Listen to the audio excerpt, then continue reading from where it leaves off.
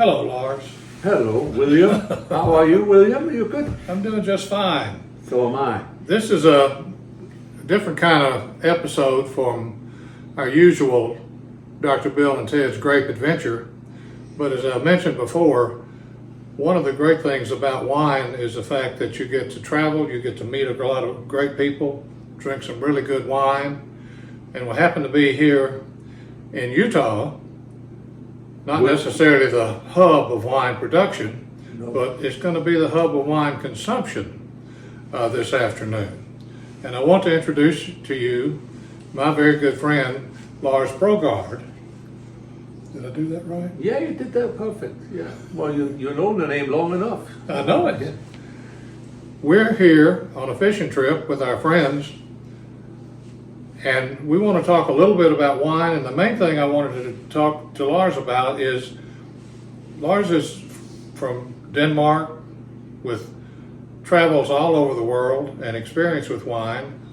And I wanted to interview you about, first of all, what interested you in wine, how are you pursuing your interest, and what can you bring to a bunch of our listeners to make them appreciate and learn more? Well, you know, my job is touring around the world and stay in hotels and go to restaurants, and you start to appreciate wine. You get a little bit more expensive, it gets a little bit better.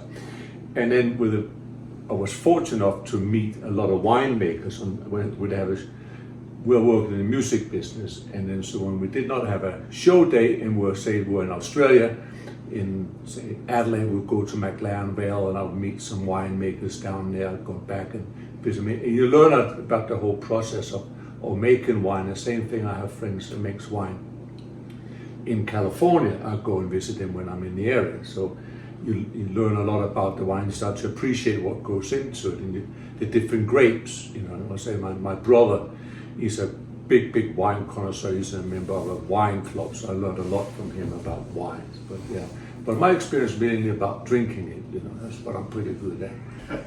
Well, and we've done some of that together. We did bring a few bottles with us to Utah, and we're going to share a bottle of one of my favorites, which is Archimedes.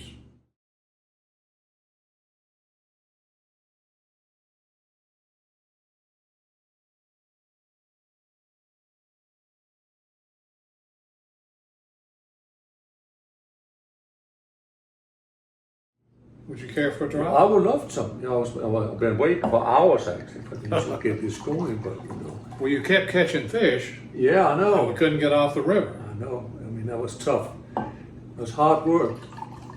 So, by the way, where we are in Utah is probably one of the most beautiful places you can go to anywhere in the world. It's like being on another planet. It's very, very spectacular up here. Dutch John. So, what I really wanted to do was introduce you to my friends and folks, our tens of viewers. All 10. You think they'll lock in? Well, we've got 2 extra here in the room. Maybe we're up to 12. Yeah. But Lars, thank you. Appreciate your friendship. And Look forward to more in the future. Absolutely. Cheers. Cheers. And life's too short to drink crappy wine. That's one last thing that's real. Don't bother drinking if it's crap. Only drink it if it's good. And there's something with prices that Bill can tell you all about that. Quality, cost. Cheers.